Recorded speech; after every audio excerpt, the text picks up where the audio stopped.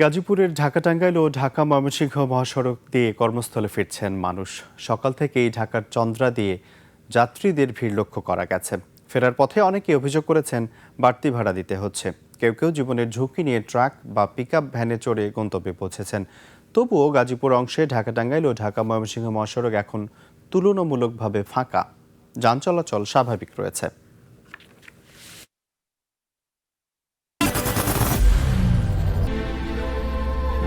I am Ox.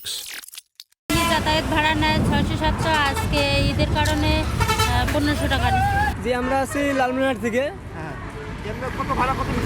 ভাড়া আজকে নিচে 1500 টাকা। এমনি ভাড়া ছিল আগে 600-700, এখন 1500 টাকা নিচে।